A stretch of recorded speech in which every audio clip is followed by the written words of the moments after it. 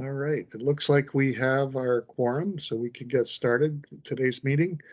And thank you all for being here. I'd like to call the meeting to order. And again, before we start, the rules of the meeting.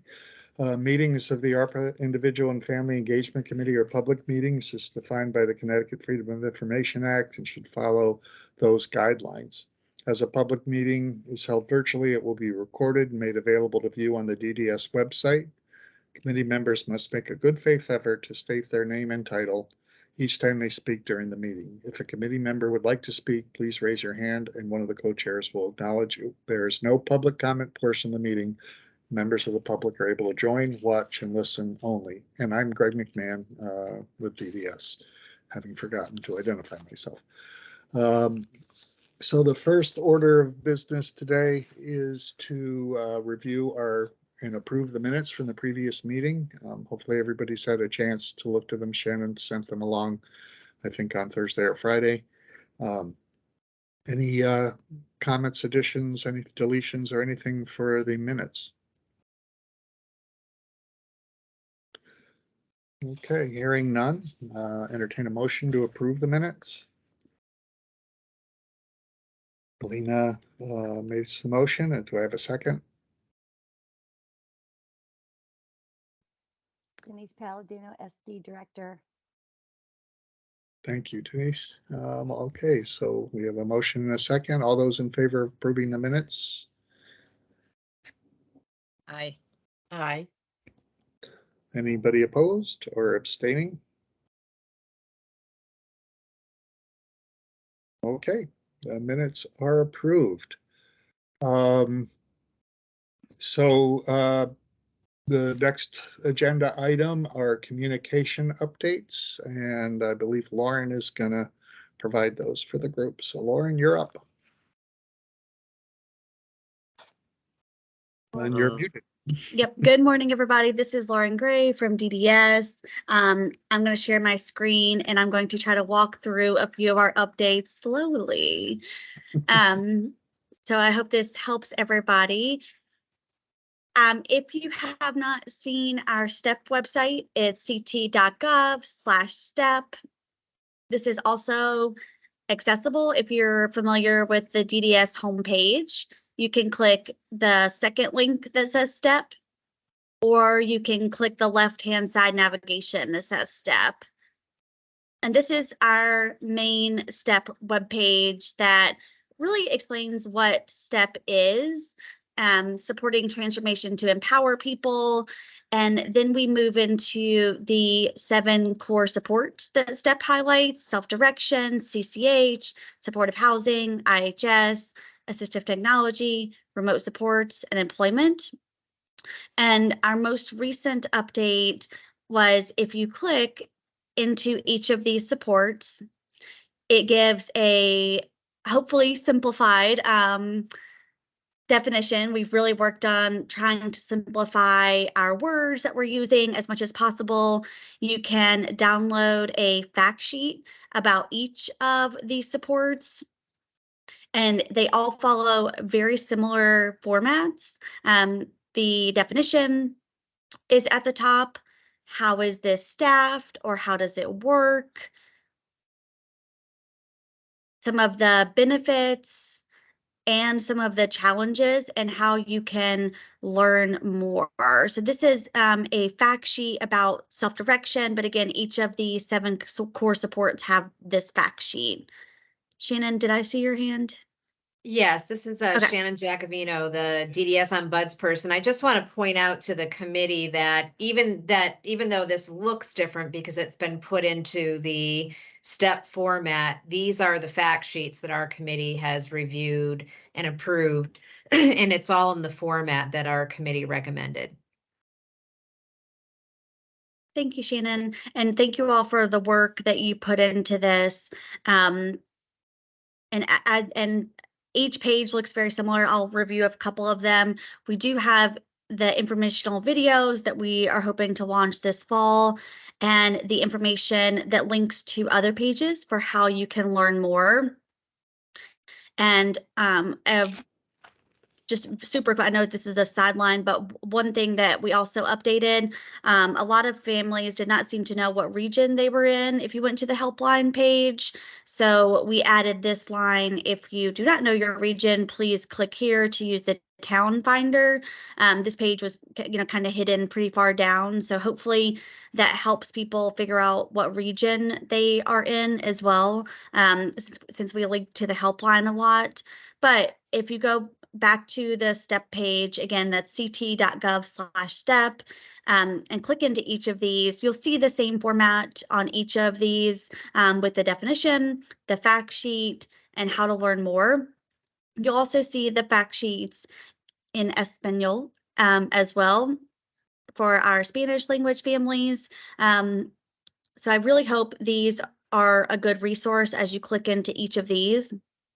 As you scroll down the STEP webpage, you'll also see more information, and that includes today our newly announced regional summer office hours, where each region is hosting virtual office hours for a chance for individuals and families and staff to talk directly to regional leadership about STEP. You can click into each of these for the Microsoft Teams information and when the dates are. And this will be going out on Campaign Monitor to individuals and families tomorrow. Yeah, Shannon. This is Shannon Giacovino, DDS Buds person, and I'm also going to send an email out to my contact list, which includes all of you, for you to take that information and to share it with your networks and with the families that you're in communication with as well. Thank you, Shannon.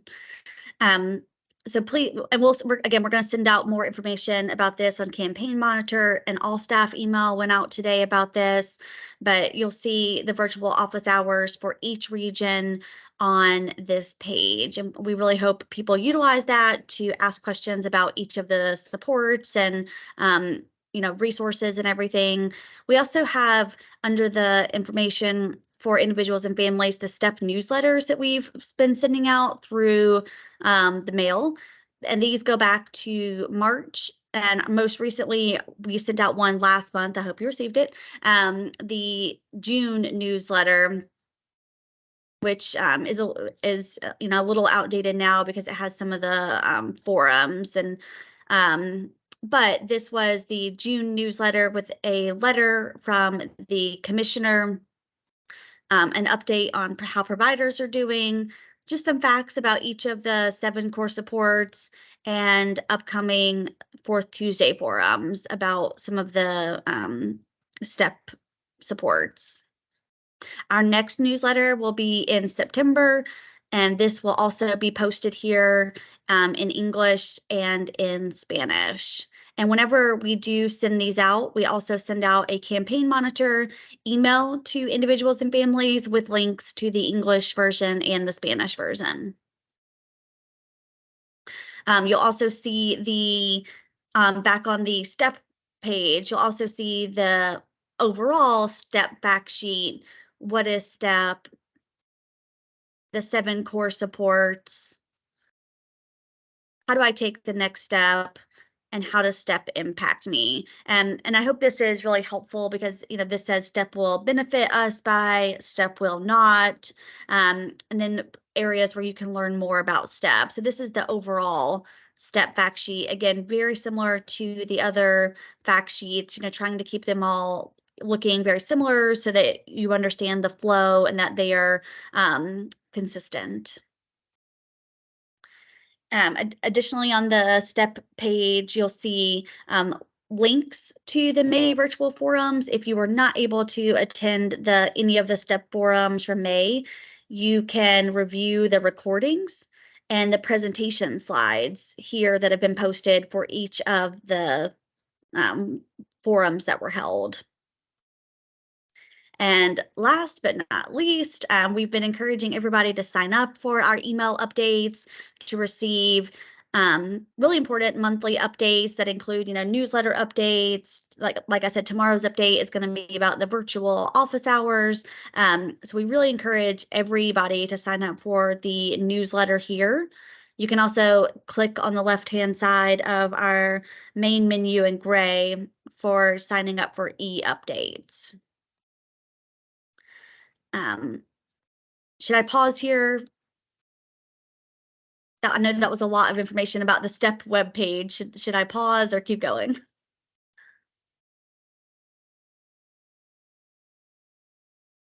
Okay, no questions. Okay, so just a Sorry, couple. Lauren, I was muted. This is Greg Oh, McMahon from DDS. okay. I just realized.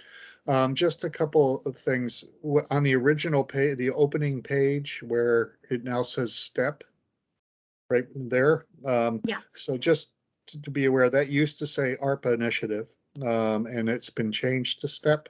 And then in the next page, or going down the page, on the bottom, ARPA initiative is there.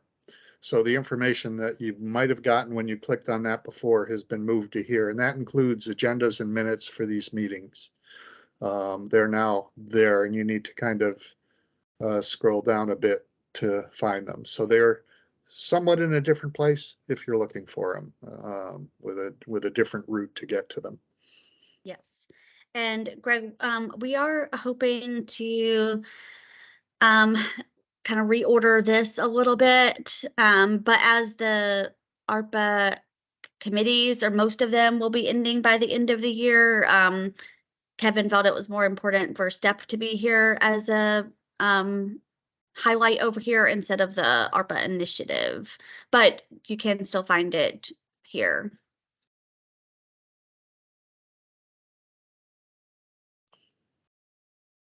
Okay.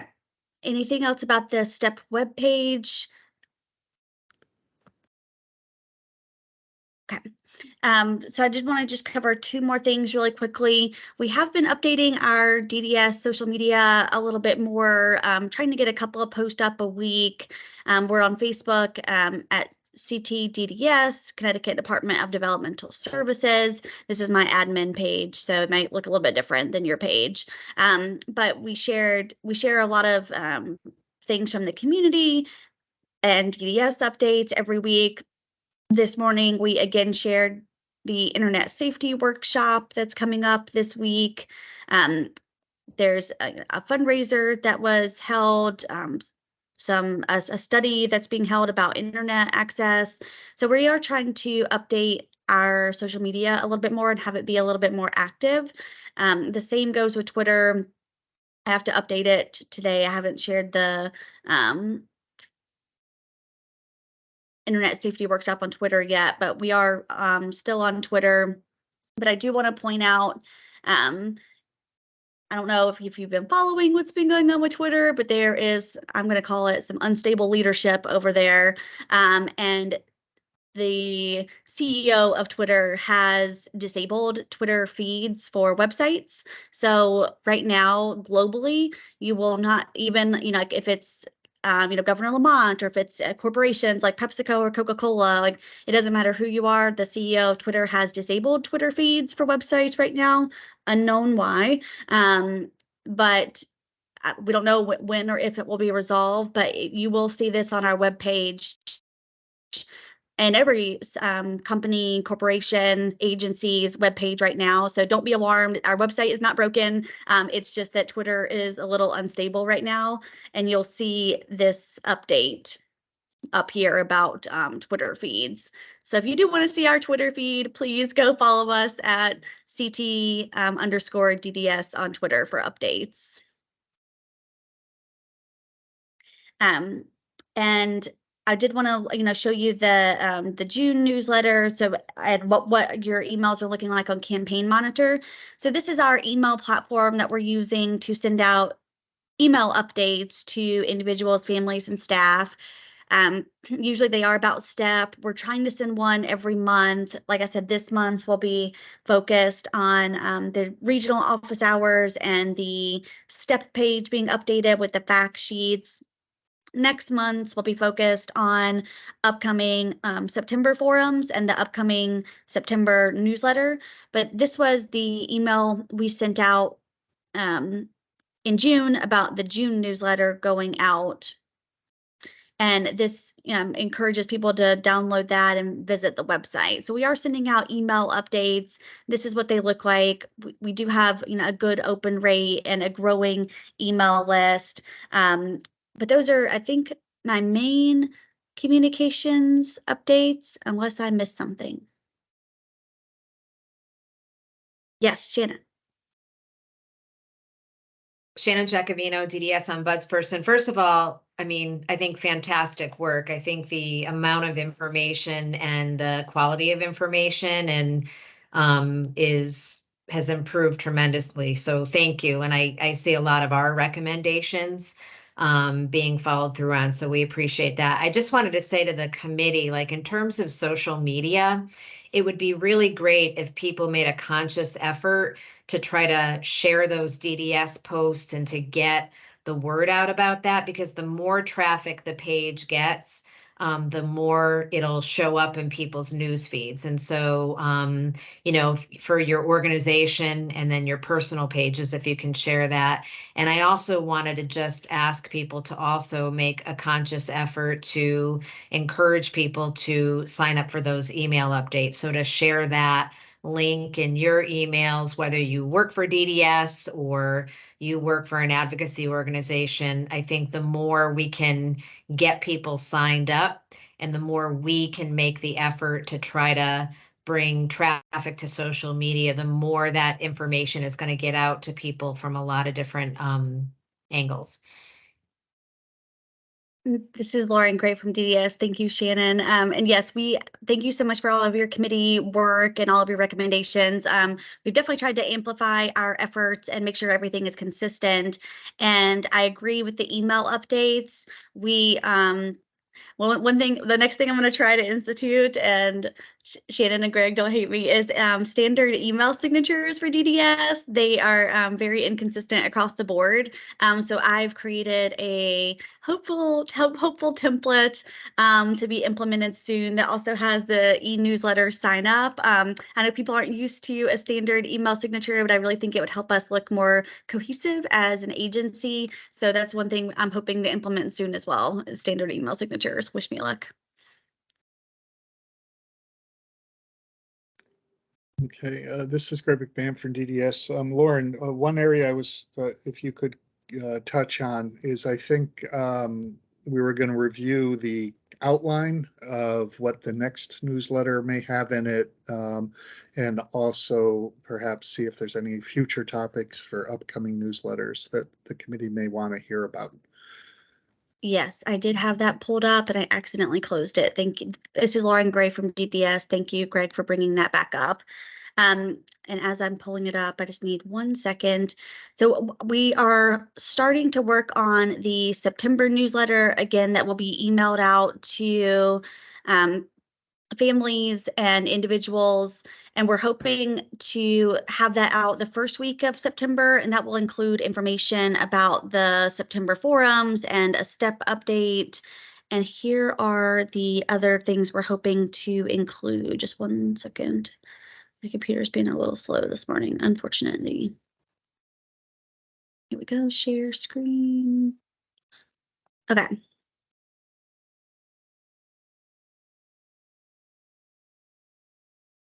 So for the September newsletter content, this is what we are thinking. We'll have information about the upcoming September forums. We'll have updates on the support fact sheets, the somewhat mentioned, what we talked about, the STEP website updates. And I know a recommendation has been to, get in touch with individuals and families that are a little bit harder to reach. So we are looking into a texting program. It probably won't be ready by the September newsletter, but that is something that we are investigating, is a texting program to text individuals and families updates. We'll also have a link to the e-newsletter sign up. We're hoping to include success stories about individuals and families. we'll have a transportation survey. We'll have an update on assistive technology, and then this is in the provider newsletter down here. Those are some of the content items we're looking at for the September newsletter.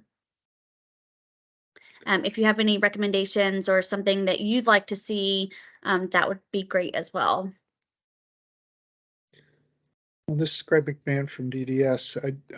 I think this is the plan for the success stories, but just to give a little more detail, or correct me if I'm wrong, Lauren, I think we're looking at, we've had 12 or 13 plans and all of them are approved that were submitted. So everybody's gotten approval. And I think the goal here is to talk about the success stories and highlight some of the details of those plans. And by the time the September newsletter comes out, we think some of those plans not only will have been approved, but may have been implemented, at least a couple of them. So we want to highlight that so that people can see that it's working. So I think that's somewhat the intent of those articles, if I'm right, Lauren. Yes, that is correct. And we're hoping to have a quote from a family member or individual who is in the process of learning more about assistive technology or remote supports that we can talk about with that too. But yes, the intent is to give an update on the plans that are approved and where we are with that.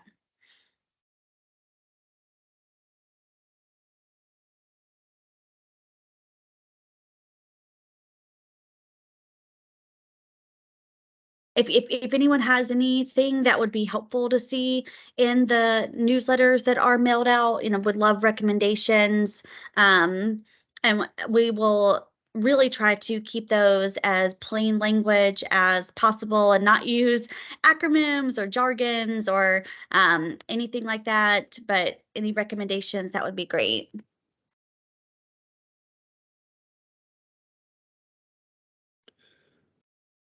Okay, this is Greg McMahon from DDS. We have a couple of hands up. I'm sorry I didn't catch the order they went up in, but Lena, why don't you go ahead?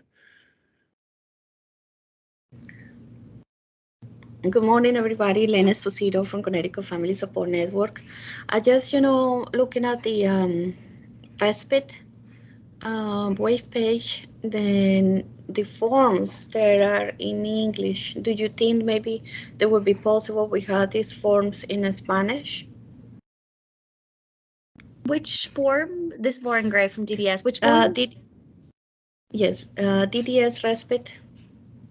Could you put the link in the chat? Sure. Okay.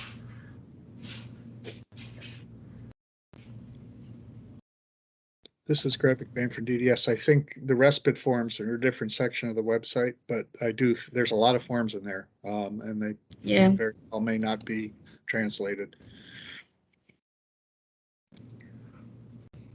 Okay. But this is Lauren Gray from DDS. But yes, that is something that we're continually working on, is trying to get everything new that we are working on translated into Spanish. Simultaneously, we're working on a website update that's hopefully coming this fall. We've had a slight delay with our DDS website update delay, but if there are frequently used documents and items, like we can try to get those translated into Spanish as well.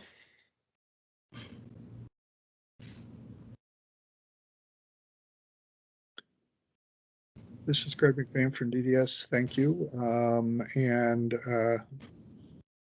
Let's see. Shannon, I think you were next. I don't know. This is Shannon Jacobino, DDS ombudsperson. Actually, Adriana is next. Adriana Ramirez, Connecticut Family Support Network and family member. Thank you, Shannon. I just had a question about, oh my gosh, what was my question? Oh, yes, the, not a question, but a suggestion maybe for future topics. With all the changes, legislative changes that have been going on with the HB 5001, I don't know if it'd be useful to include some updates for parents and links to know what changes have been, because everyone else is talking about it, and I feel like DDS needs to be talking about it. And informing families of changes and things that people have advocated for, and DDS and Commissioner and everyone else, and to kind of also celebrate and or help and engage with that so they can understand more and learn more. Thank you. Yep, this is Lauren Gray from DDS. That's a recommendation that I would be happy to make for the opening commissioner letter that is included in the September newsletter. Thank you for that. This is Shannon Giacovino, DDS Ombudsperson. That's actually a really great recommendation. There's just so many questions out there about that piece of legislation because it's so massive and comprehensive. And I don't really think anybody has put anything out kind of letting individuals and families know what each section of that bill means to them or how DDS will be involved, because DDS is involved in a lot of groups and committees to kind of follow through with. And so I think that's a great suggestion. I had a question, and maybe Greg can answer this, or Jessica or Denise, but if there is, in filling out forms for DDS, like the respite forms that Lena talked about, if people don't have a case manager that is Spanish speaking, what steps can people take, or how can people get assistance from DDS in being able to fill forms out if they're Spanish speaking and the form is in English?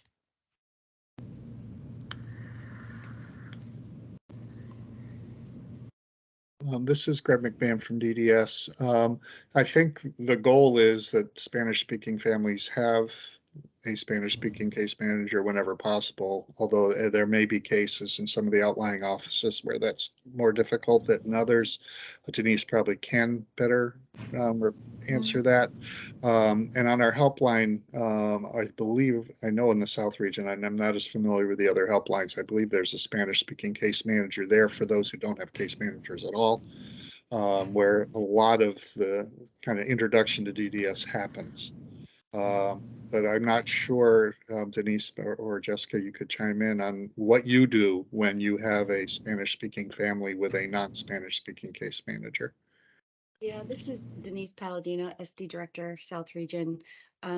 There unfortunately has been a lot of turnover with case managers, also including our helpline case manager, who Greg mentioned was Spanish speaking. So when that does happen, we do have folks who within the department help facilitate that. They'll step in and do provide like a secondary case manager coverage in those cases where we need somebody to kind of help with that communication, make sure folks understand whatever a communication might be to assist during IPs, individual plans.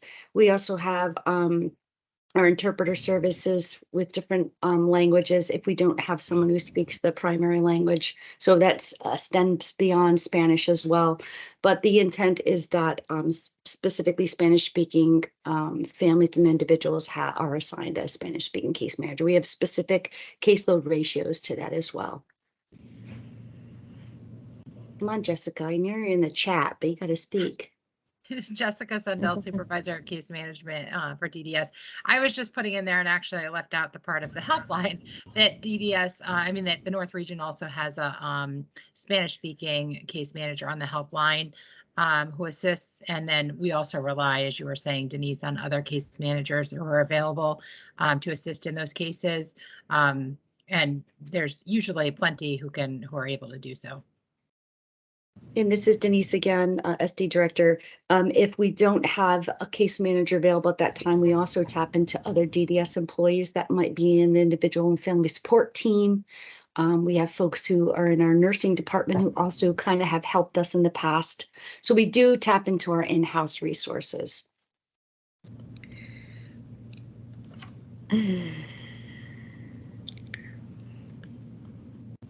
Okay, this is Greg McMahon from DDS. Are there any other questions for Lauren? She covered a lot.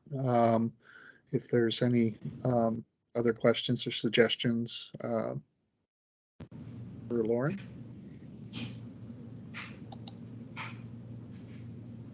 Okay, thank you.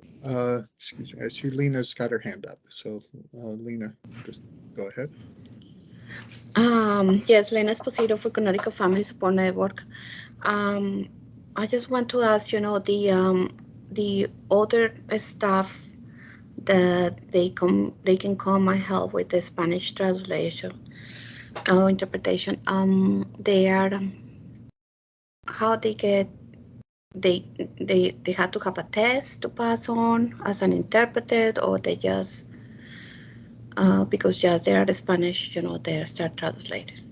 Because it's just in order to translate it, it just is it's a little more complicated.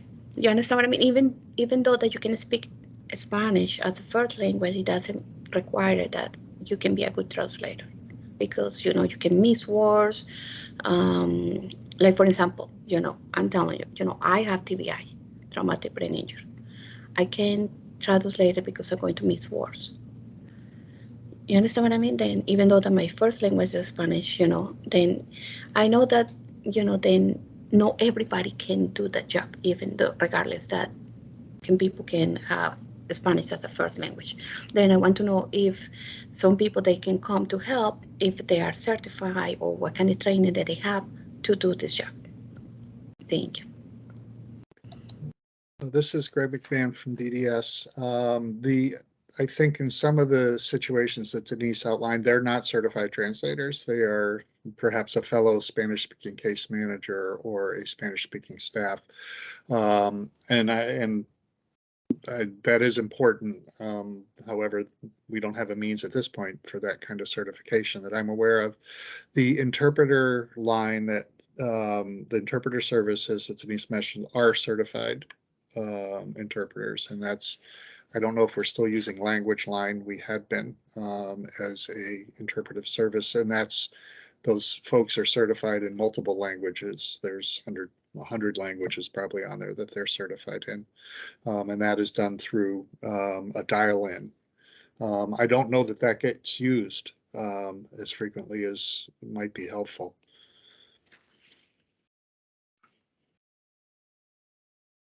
This is Shannon Jacobino, DDS Ombudsperson. Adriana has her hand raised.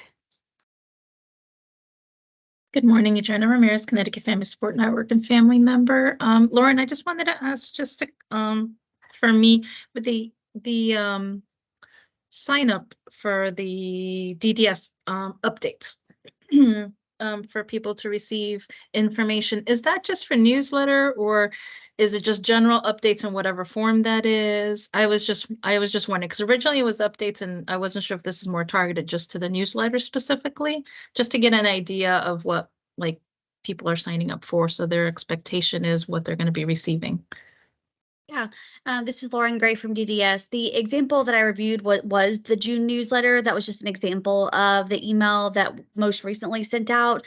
The e-newsletter is for general DDS updates that will include updates about the newsletter. But as I said before, tomorrow's email update will be about the STEP summer office hours, and it'll be a STEP update. So it'll be we're hoping to have this be a monthly, just general DDS update. Most of it will be about STEP. Tomorrow's email will be about the summer office hours and the STEP webpage update.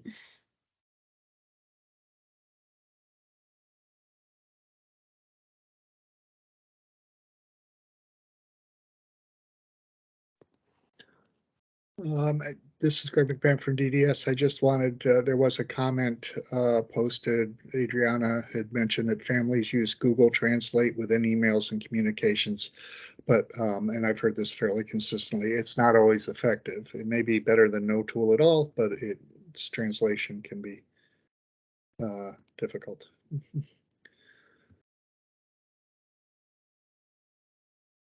Okay, this is Greg McBain from DDS. Our next agenda item is if there's any updates from Deloitte. I don't know if you have Excuse me, anything. Oh, Greg, yep. excuse me, this is Shannon Jacobino, DDS ombudsperson. Adriana has her hand raised. Oh, sorry, Adriana. No, you're okay. Thank you, Adriana Ramirez, Connecticut Family Support Network family member. I just wanted to talk about what I had said in the chat. It was more about, it was just references from families when they don't have Spanish speaking case managers, because the family may know a little bit of English, but not enough really to understand processes and things like that. So they're communicating with their case manager, like the case managers back and forth, using Google Translate. And then you guys are talking about the ability to really have access to someone that is Spanish speaking. So maybe just educating or updating case managers and families that they have the option, because they miss a lot and they're not maybe getting complete information and not possibly making informed, correct decisions based on the information that they're receiving or trying to communicate on both ends. The DDS case manager may not be able to process certain information if the Google Translate isn't completely translating it, and vice versa. So there could be a gap in between. Thank you.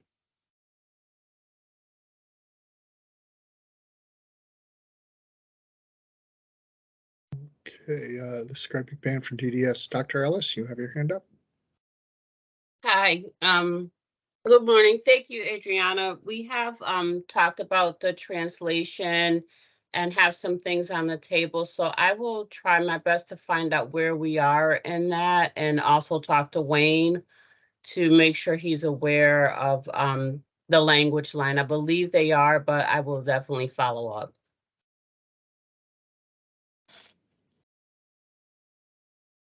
This is Greg McBain from DDS. Thank you, Dr. Ellis.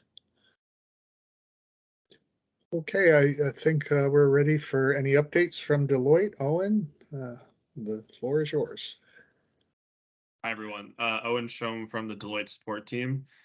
We do have a couple of things we wanted to update the group on. The first of which is the series of trainings that we did for DDS staff and for providers finished up the week before the holiday.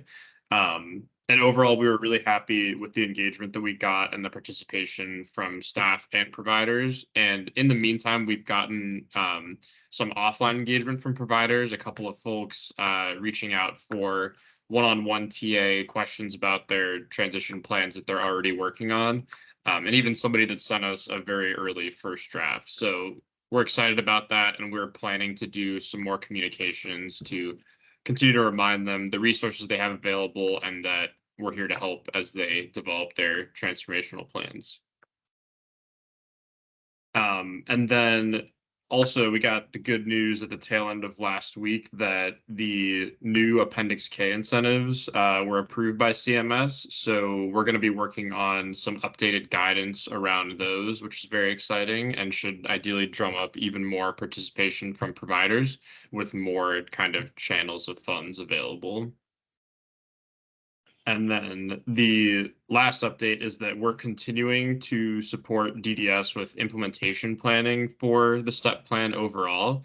And we've been working with kind of activity owners for each stage of that process to build out these transformational or like implementation worksheets that identify support POCs, reviewers, and timelines for many of the activities that we outline in STEP. So we're excited to keep that moving and plan to make some more progress this week.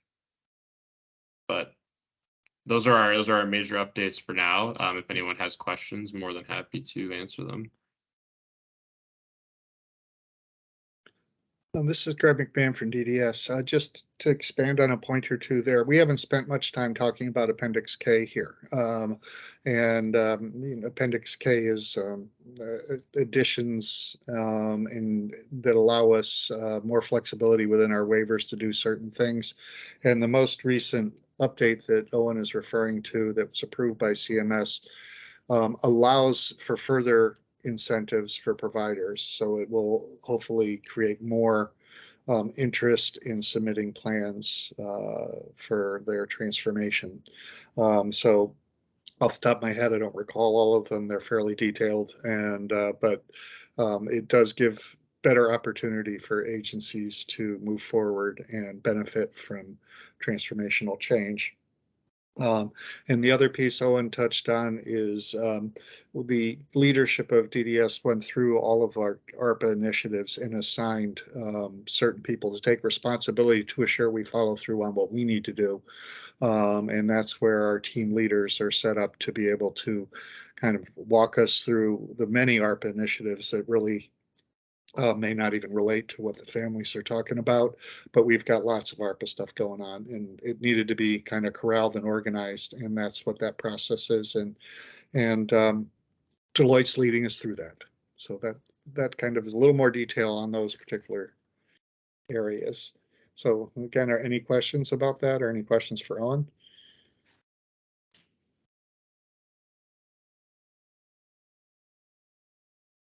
Okay, we can move on to the next agenda item, which is review and discuss ARPA individual and family engagement transformational committee recommendations. And I'm going to share my screen, hopefully with some success. I've never really, nope, no success there. Let me try that again.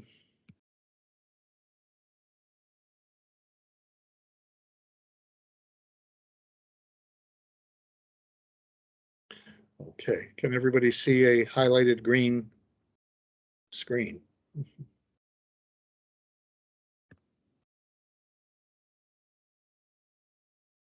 Can everybody see that? Can anybody see that? Yes. Yes. Yes, we can see it. Thank you. So one of the kind of going back to our original goals and responsibilities of our committee, the basic charge was to discuss and review creative options in developing methods of how to inform individuals and family members of the benefits of alternative residential settings, assistive technology, and self-determining their own supports. And so it was kind of about how to really be creative in communicating with families. And in discussions we've been having on a regular basis, we're thinking that a lot of what you all have recommended and what we've talked about in our meeting is going to go well beyond ARPA. It's not just communication about ARPA, but communication and how we reach out to families in general. So we thought this would be a good time to go through the recommendations our committee has made, and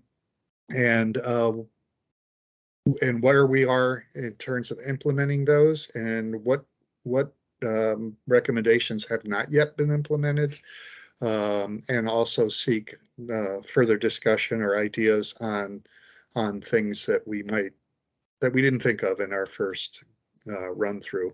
You may remember, I think somewhere in around the March and April meeting, we had a meeting where this was a topic and we came up with a list of recommendations. So we'll be addressing those and others that have come up at other meetings as well. Shannon, Lauren, and I kind of pulled from all the meetings and came up with this list that's on the screen. And in green are the things that we have done so far, and in many cases we'll need to keep doing.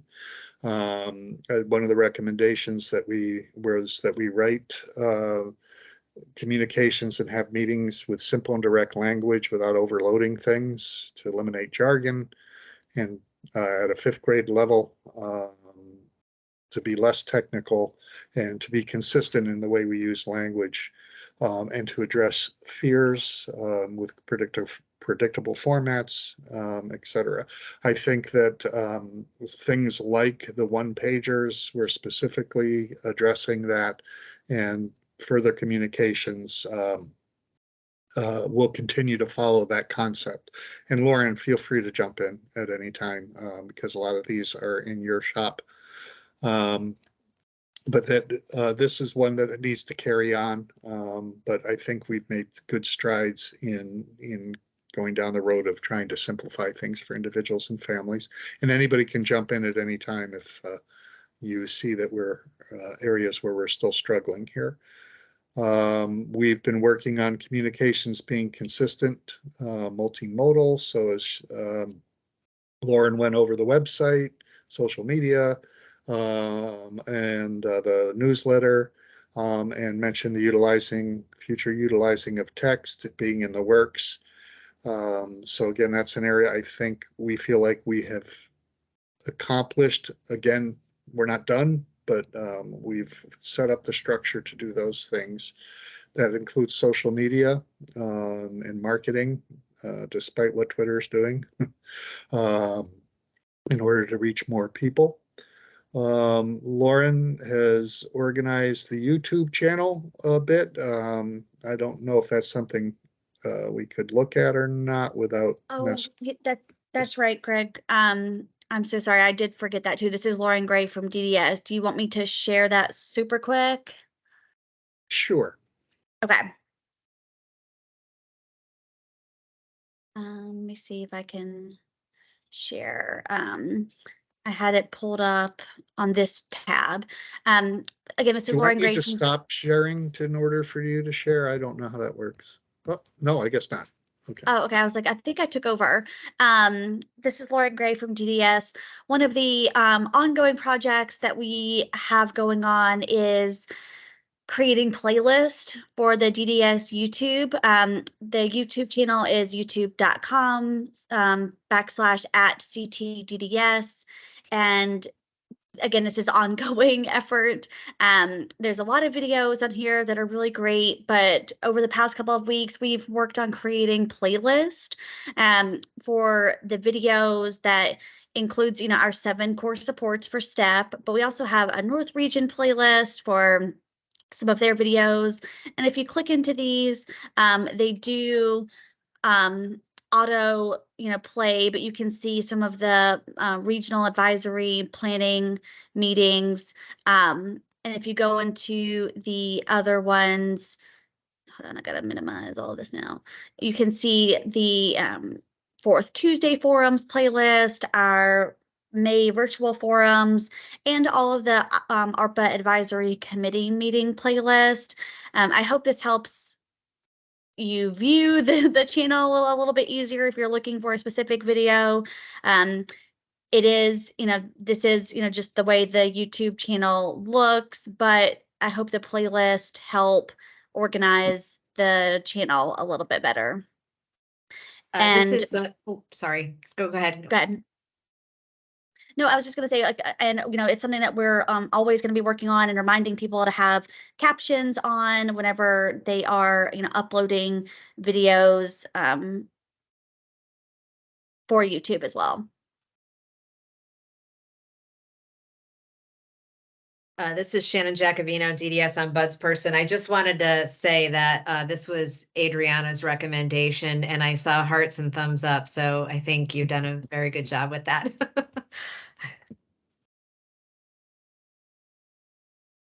Okay, yeah, this is Greg McMahon from DDS. Thanks, Lauren. I think I need to go back and share again. So just give me a sec.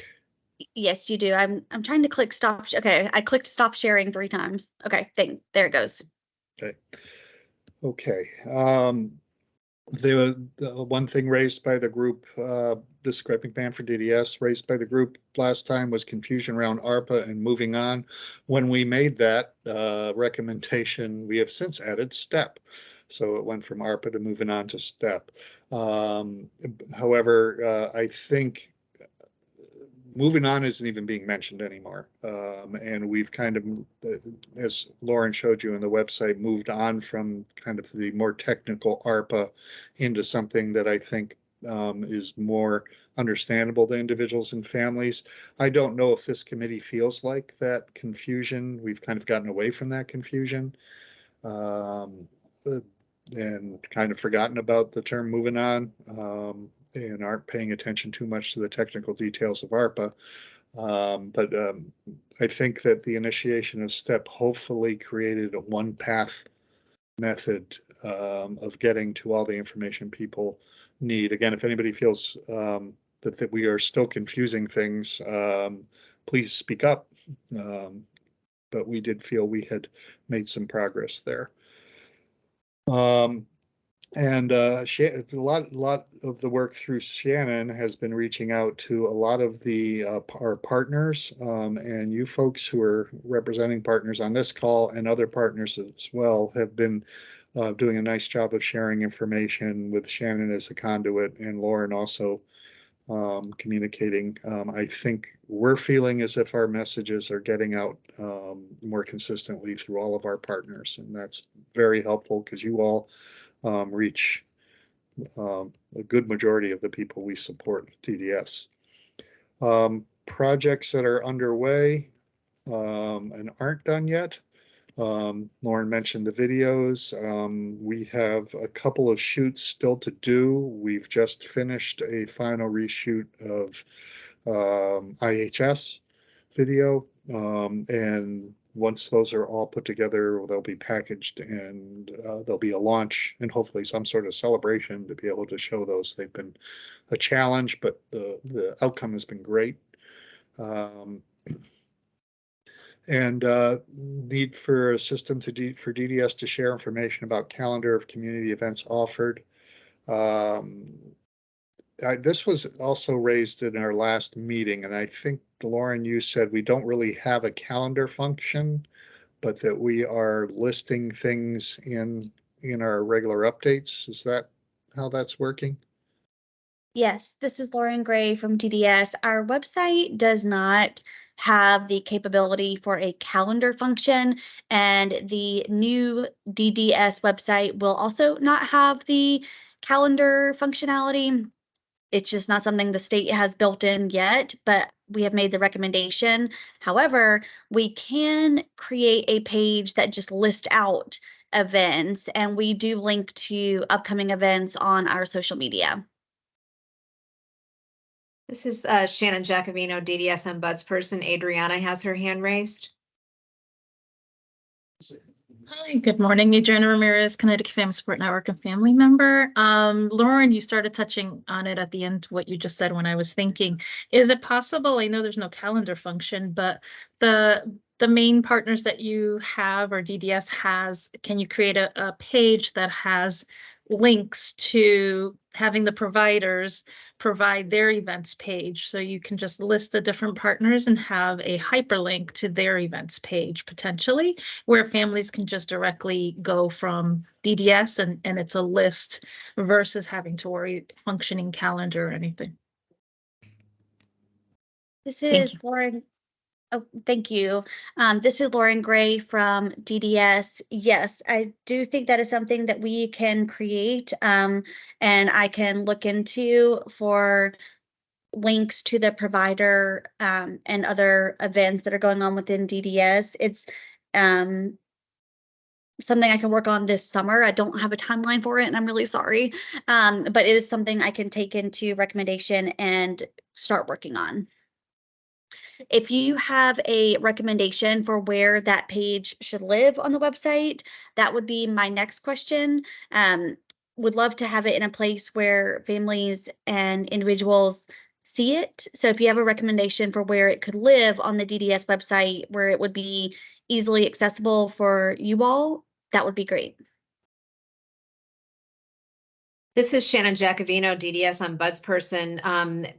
I will write this down, but I'm afraid I'm going to forget it. So I'll just say, if there is a tab or a section for upcoming events, you could list the DDS events and also put the links, the partner links in that section. So there's just sort of one area where people go for whatever's happening in the community.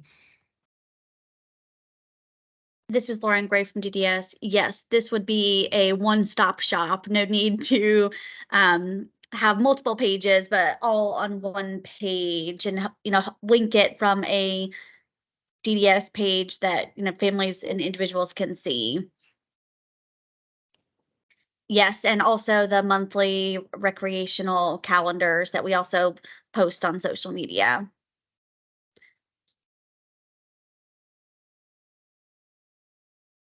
Okay, thank you. This is Greg McMahon from DDS.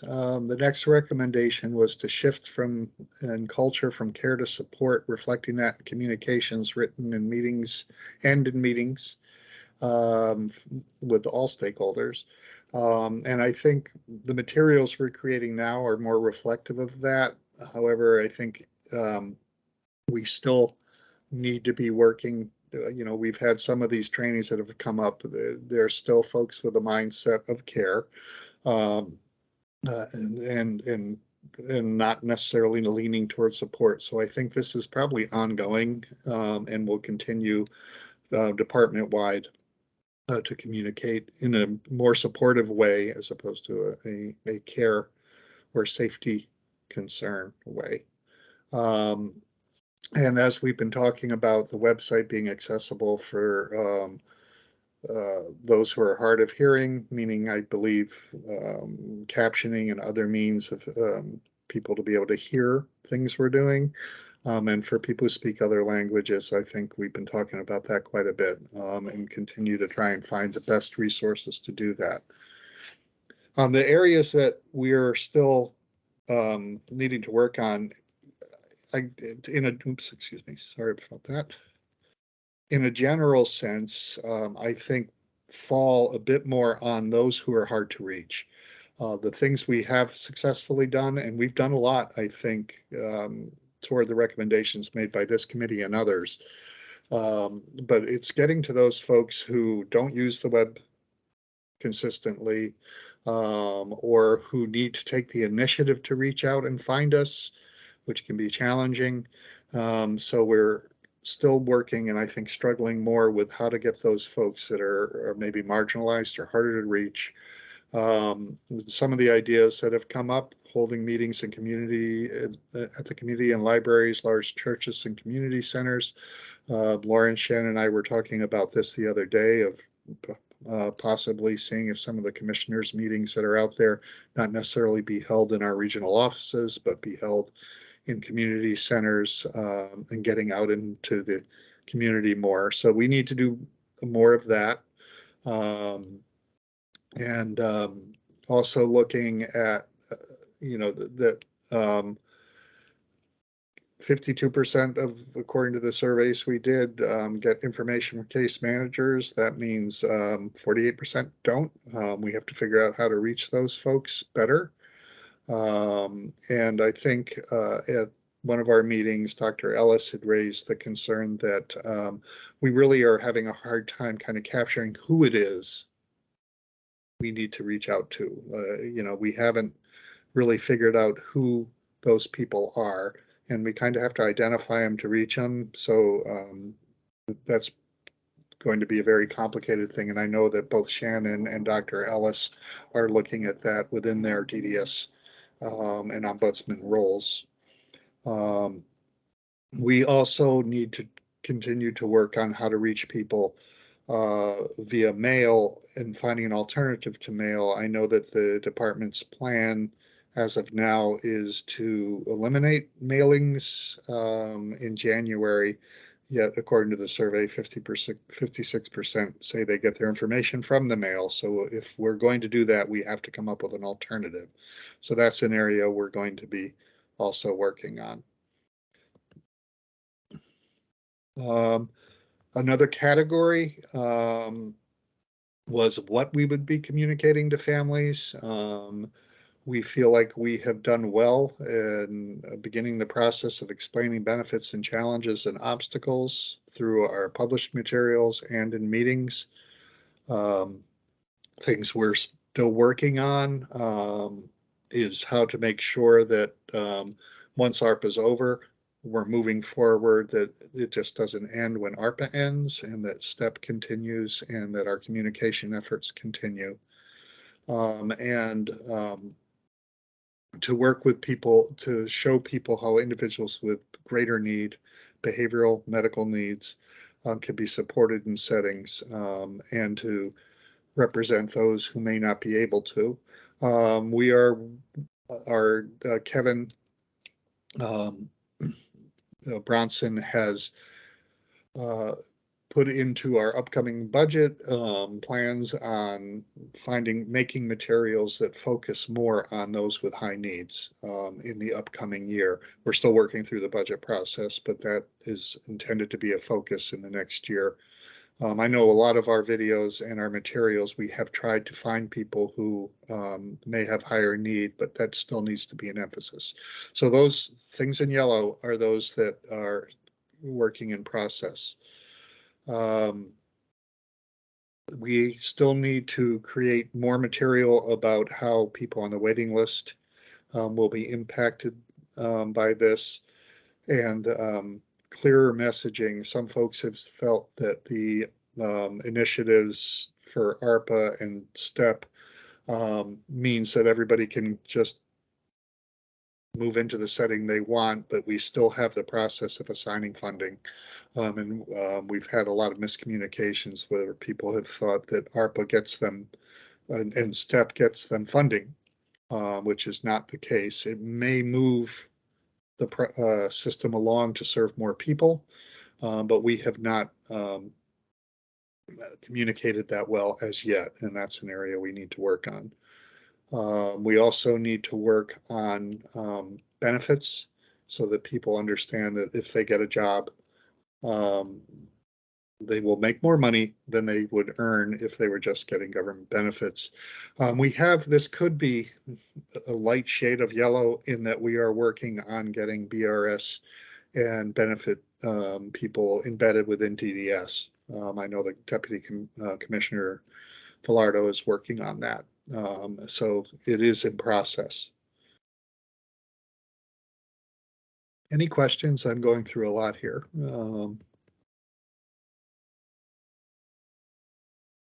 Okay, I will continue.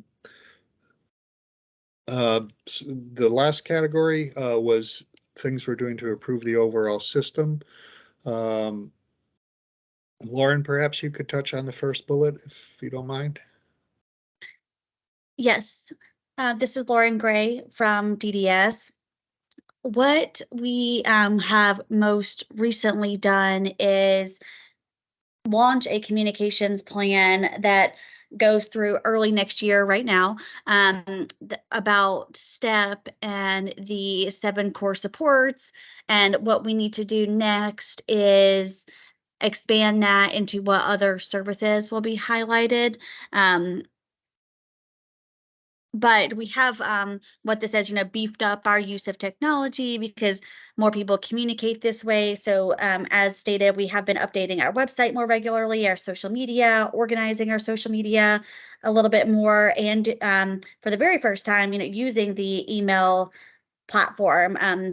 I came on in February and we'd had the email platform capability since 2021, but this year was the first time it had been used. So, we have been working on that.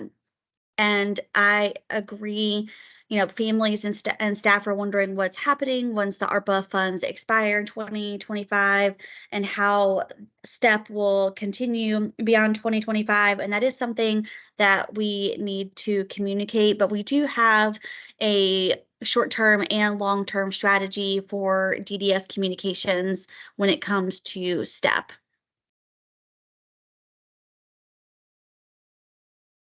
Okay, thank you, Lauren. This is Greg McMahon from DDS. Next on our list is one that's on every list that I've ever seen since I started working for DDS in the system. Reliable transportation. Transportation needs to be addressed in every setting. We have a long way to go on this, but there has been, and Shannon, perhaps you can touch on this because I think you're on this committee, transportation committee that is being put together, and perhaps you could talk about that briefly. Yeah, this is Shannon Giacovino, DDS ombudsperson. I think a lot of you got an email from me this morning about the Transportation Committee. DDS started the committee earlier started it in 2022 to kind of look at barriers that people have and maybe how to address those barriers. There was also, as part of the HB 5001 that was passed, there is going to be, multiple state agencies convening to look at the issue of transportation and what kind of changes need to be made. So DDS is looking right now to increase the number of families who are participating on the committee. So, those of you who work with families, especially individuals and families who have had issues with transportation, if you could, reach out to me and get that information to me so that we make sure that DDS is getting the information they need to be able to participate on a broader level with other state agencies to kind of understand what the problems and issues are, because they're different in different areas. So it's really important to have that representation. So please make sure that you're reaching out to me with the names of people who can be on that committee.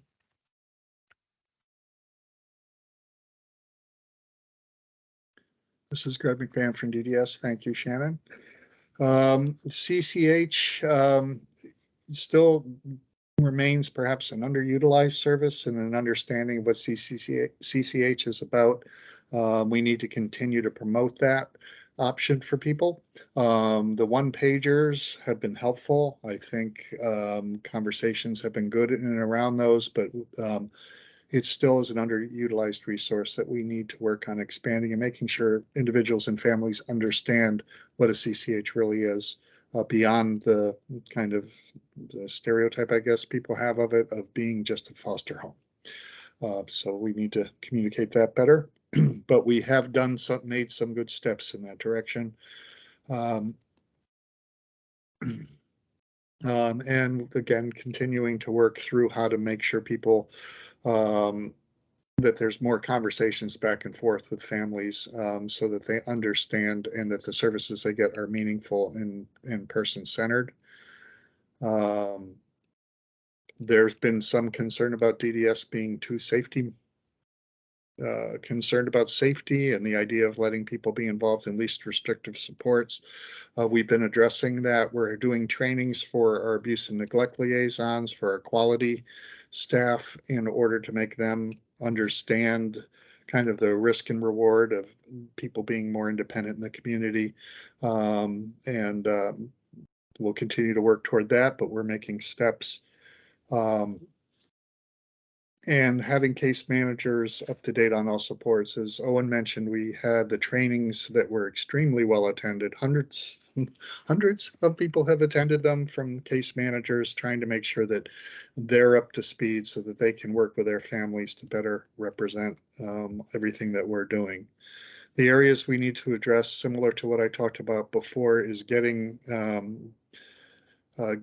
into the community, reaching people who are isolated, who are harder to reach, and also supporting the folks as they move into the community in independent settings, to have more social opportunities and not be isolated. We need to spend more time addressing that. The concerns are raised that different regions sometimes communicate things differently, or you get different stories from different regions. We need to make sure we're doing that. I think the office hours will be helpful in talking to leadership, but we need to make sure that we're consistent across the regions. Our data keeping is done through what's called Cameras, and Cameras is not the most accurate means of gathering data, but it's one of the primary ones we use right now. We need to better communicate. I know I raised this in that when I was ARD, I had a Polish speaking case manager who had a significant number of Polish speaking on her caseload. But when they pulled statewide data about how many people were Polish speaking, Cameras said there were 2. So we know our data is not good, and we have to come up with a way of improving that so that we can have better outreach. We have to, again, be able to, or this is a different topic, sorry, get to parents and families with disabilities, cognitive disabilities, so that we can support them better. I know that the South region has a significant group working with families with cognitive disabilities, but that's not a statewide effort. It needs to be expanded. And to establish a readers group so that kind of like we've been in this committee group to be able to look over materials to make sure they make sense to individuals and families. We had that in the past. That sort of faded away and needs to be formalized beyond the life of this committee. And to, as we talked about earlier, understanding of cultural, ethnic, religious background and preferences and how we address those. And as Dr. Ellis had raised last time, there's a more than just language and culture when we're talking about outreach to people, but the severity, disability, and type of disability, money, finance, education, all impact how people access our services and learn about them. So we have to look beyond just language and culture. And having information on providers. I think we talked about there is a website that rates providers, making that more accessible and in plainer language would be helpful. So those are the areas that we made recommendations we have not addressed fully anyway. So kind of a summary of what we have done. You see here the videos, the fact sheets, the website that Lauren has gone over, the YouTube, newsletters, Facebook and Twitter.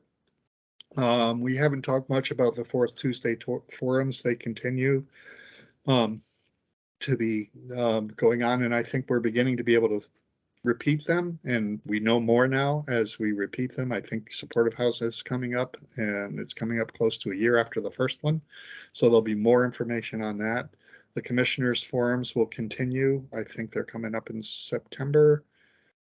We have the overall step fact sheet. We have the trainings we've been doing, and we had educational forums for individuals and families in May. So that's the summary of kind of what we've done, what we're working on, and what we still need to do. And I know it's a lot. So looking for feedback. If you think things we've said we've done, we haven't. If you think things we're working on, we need to expand on even more. And if there's anything to add on suggestions on outreach. And again, the most difficult ideas to come up with are how to reach the hard to reach. So further ideas or suggestions on that are certainly welcome. So I open the floor for anybody who has suggestions or comments. So, this is Shannon Giacovino, DDS Ombudsperson. Dr. Ellis has her hand raised. Thank you, Cheryl Ellis, DEI Director, DDS. I just had a question about the readers group. And was curious as to what we were tasking that group with. You said to review documents, but is it documents that we're mailing out to families? Is it like videos? Is it working with the communications team? This is Shannon Giacovino, DDS Ombudsperson. I think the suggestion in the meeting was that any communications that go out to families should be reviewed by this group, and that there was actually in the past a DDS readers group. And so I think the recommendation could be that, any kind of communication, including videos and whatever, would be reviewed by the group. But I think it was just broadly that what we're doing right now should continue in some way for family communications. Yes, this is Greg McMahon from DDS. I think in order to, we'd have to work through some processes for what gets reviewed and what doesn't, because every possible thing that we may not ever produce anything if we have too many things that have to wait through a huge agenda of a readers group. So I think some work that would need to be done on that is structuring how that would work so it's streamlines communication and doesn't bog it down. But in the past, the readers group would look at policies and procedures and are they understandable? It was a number of different things that group would look at. And I think we'd be looking to some degree replicate it, but make sure it's an efficient means of getting material out to individuals and families.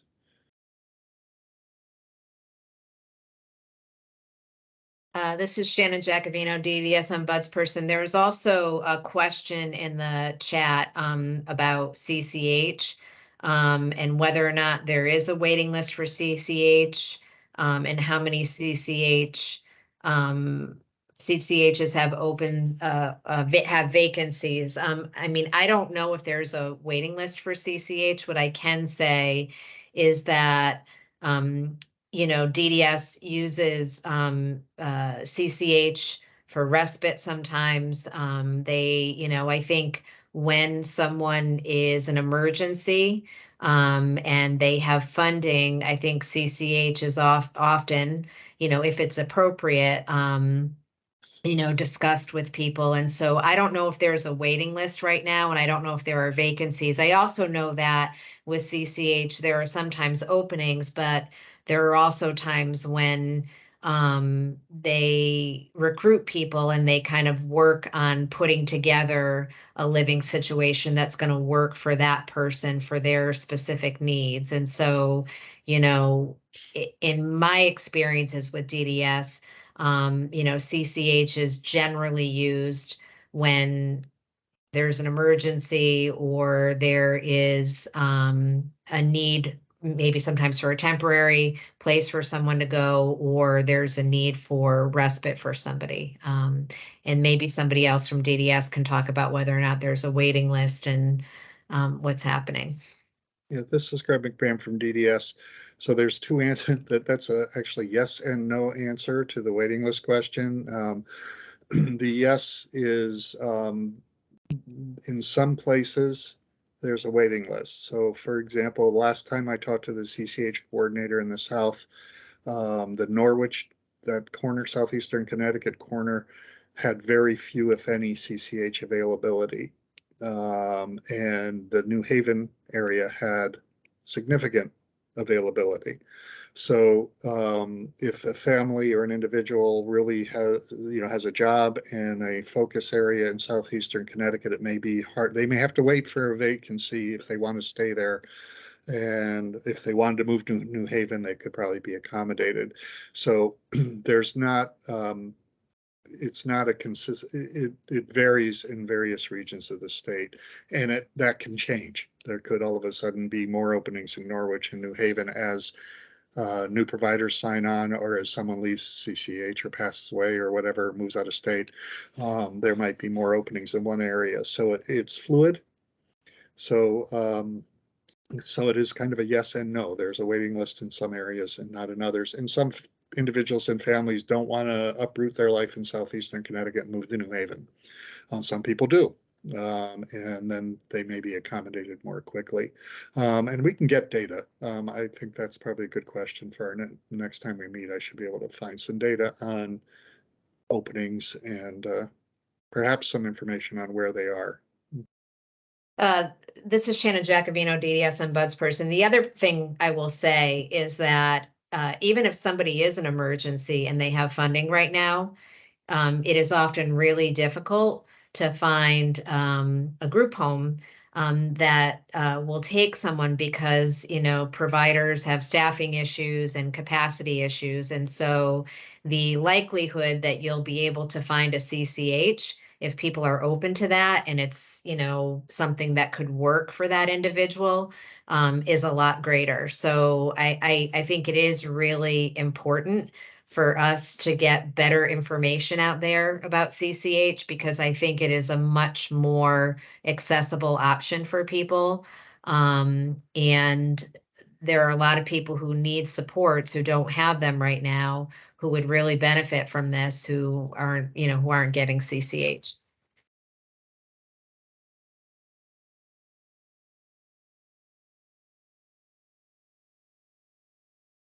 This is Greg McMahon for DDS. I see Adriana has her hand up. Adriana, Connecticut Family Support Network and family member. Thank you all. I was typing questions as I was listening to kind of keep track. I only had one other question. When you mentioned up earlier, it talked about a waiting list, and I wasn't sure which waiting list was being referenced. Thank you. Let's see if Well, rather than me look for it, this script came from DDS, spending time trying to find it in here.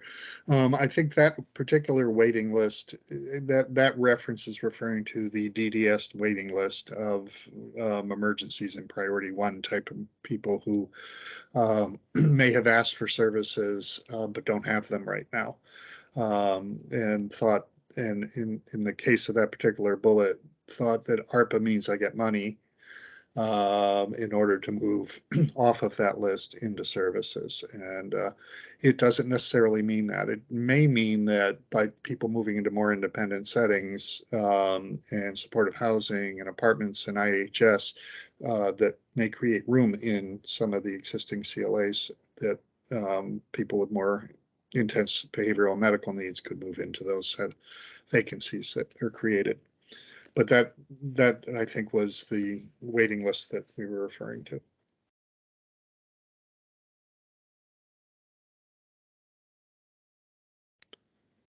This is Brad McMahon from DDS. Are there other questions? I can't see I'm in an abbreviated screen. I can't see comments or hands up. So if Shannon, if you can keep tabs. Yeah, this is Shannon Giacomino, DDS ombudsperson. I don't see any other hands raised at this point. Does anybody else have any other questions or comments? Are there any recommendations that you think we made that are reflected on this sheet?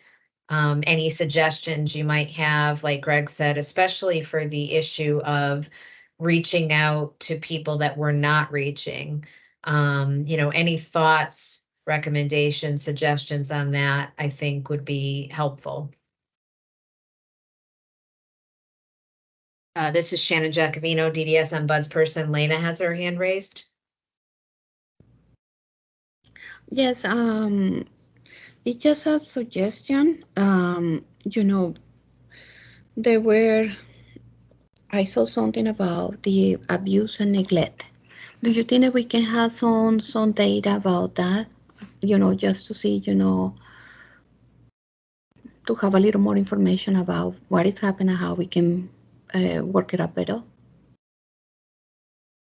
This is Shannon Giacomino, DDS ombudsperson. I'm not sure exactly what you mean, Lena. This was in the context of families wanting to have more information when they're choosing a provider, that there be some information about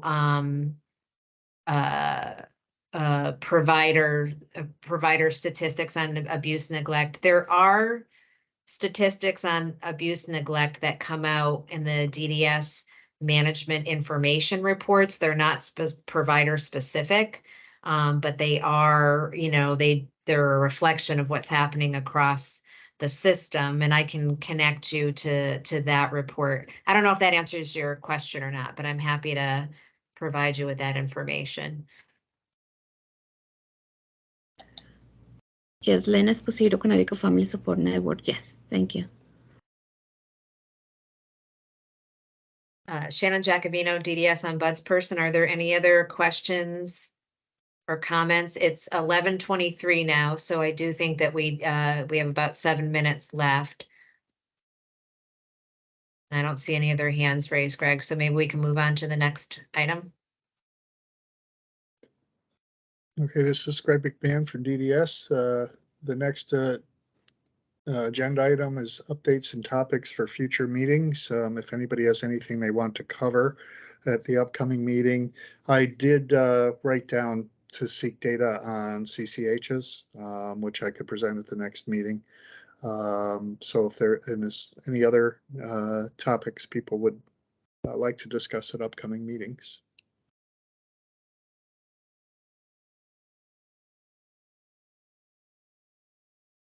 Okay, hearing none. Our next meeting is scheduled for the 24th of July. We will, depending on agenda items, we'll let you know the status of that meeting, but please keep it on your calendars. We could end up with some things we need to review and want to make sure that everybody's available. So that's at 10 a.m. On Teams. And if there's nothing else, I can entertain a motion to adjourn. Lena made a motion to adjourn. Anybody second?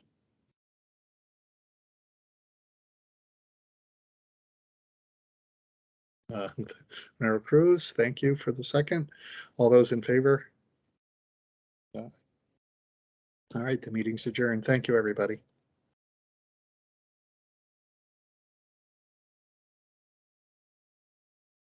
Bye, guys.